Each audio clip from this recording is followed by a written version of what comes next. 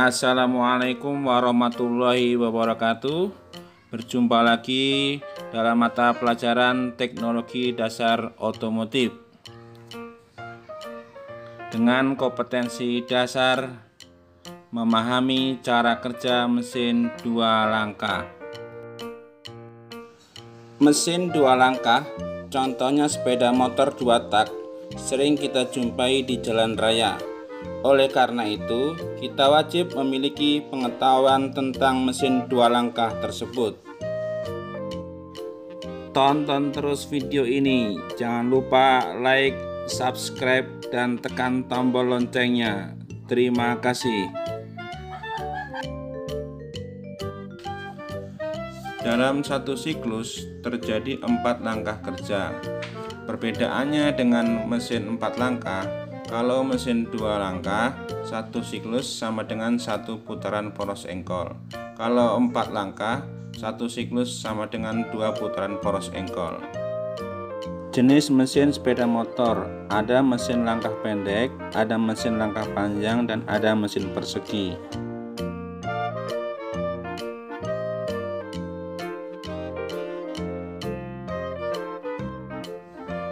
Bensin sebagai sumber daya energi karena menghasilkan panas yang tinggi dan mudah didapat. Menghasilkan tenaga jika dibakar dalam ruang tertutup. 3 faktor penunjang kerja mesin. Yang pertama, sistem bahan bakar yang baik. Yang kedua, sistem kompresi yang baik. Yang ketiga, sistem pengapian yang baik. Prinsip kerja mesin dua langkah atau dua tak adalah sebagai berikut.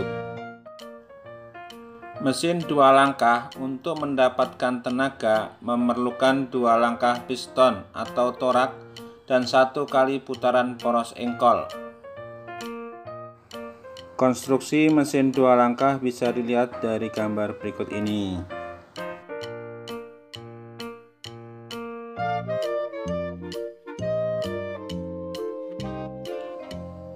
Konstruksi mesin dua langkah terdiri dari beberapa komponen. Yang pertama, silinder head, berfungsi sebagai tempat ruang bakar, tempat dudukan busi, dan sebagai pendingin. Yang kedua, silinder body, berfungsi sebagai tempat lubang bilas, tempat lubang pembuangan, tempat pergerakan piston, dan sebagai pendingin. Komponen yang ketiga yaitu piston, yang berfungsi untuk mengkompresikan campuran gas, menerima hasil ledakan gas yang terbakar, dan membuka serta menutup lubang-lubang saluran. Komponen yang keempat, piston ring, berfungsi untuk mencegah kebocoran dan mengalirkan panas yang berasal dari piston ke silinder. Komponen berikutnya yaitu piston pin, yang berfungsi untuk menggabungkan piston dengan connecting rod bagian atas. Yang keenam, connecting rod dan bearing, berfungsi untuk menggabungkan piston dengan crankshaft, dan dengan adanya bearing, gerakan menjadi lebih halus dan lancar. Komponen yang ketujuh, crankshaft, berfungsi mengubah gerak naik turun piston menjadi gerak putar dan penerus gerak putar. Yang kedelapan, crankcase, tempat terjadinya kompresi awal. Klasifikasi mesin dua langkah. Yang pertama, cylinder head, bisa dilihat dari slide berikut tentang tipe pendingin dan bentuk ruang bakar. Yang kedua tentang silinder, yaitu klasifikasi menurut tipe pendingin dan klasifikasi menurut konstruksinya.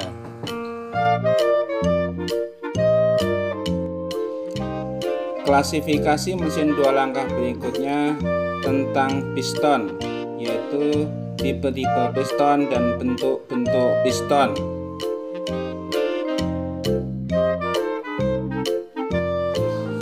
Klasifikasi yang kelima yaitu tentang ring piston, dan yang keenam tentang pin piston.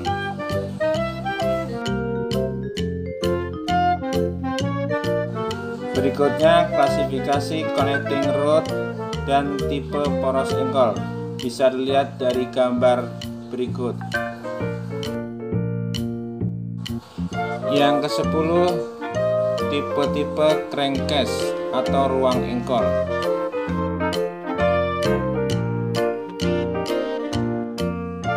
Cara kerja mesin 2 langkah bisa diperjelas dengan video berikut.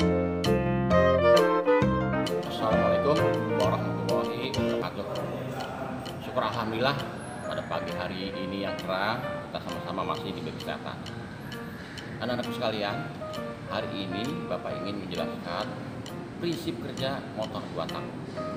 Motor 2 tak itu secara prinsip untuk mendapatkan 1 kali langkah usaha itu diperlukan 2 kali gerakan piston dalam waktu 1 putaran poros engkol atau 360. Biasanya Bapak mengistilahkan dengan rumus 1-2-1. Anak-anakku sekalian yang di belakang, untuk menjelaskan prinsip kerja motor 2 tak, Bapak harus memulai dengan gerakan pertama. Perhatikan anak-anak, gerakan pertama Bapak cari dulu, piston harus bergerak dari titik mati bawah menuju ke titik mati atas. Nah, ini gerakan pertama.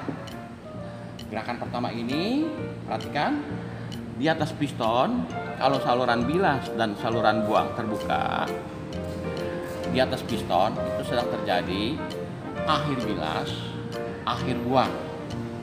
Sedangkan di bawah piston sedang terjadi langkah hisap dari karburator ke ruang engkol. Apabila piston bergerak lagi dan menutup saluran bilas, perhatikan anak, saluran bilas Bapak tutup, saluran Bapak tutup, saluran buang Bapak tutup. Nah, di atas piston karena 2 saluran ini sudah tertutup, di atas piston sedang terjadi langkah kompresi untuk yang kedua kalinya. Paham anak-anak? Baru gerakan pertama ya. Secara prinsip diulang. Gerakan pertama di atas piston ada 3. Akhir langkah bilas, akhir langkah buang, disusul dengan langkah kompresi untuk yang kedua kalinya. Sedangkan di bawah piston terjadi langkah hisap dari karburator ke ruang engkol. Apa yang terhisap masukkan anak? Yaitu campuran bensin dan udara ditambah oli samping. Disusul gerakan kedua, perhatikan anak-anak, Bapak mau usahakan gerakan kedua ya. Gerakan kedua, perhatikan piston bergerak dari TMA menuju TMB. Bapak ulangi lagi.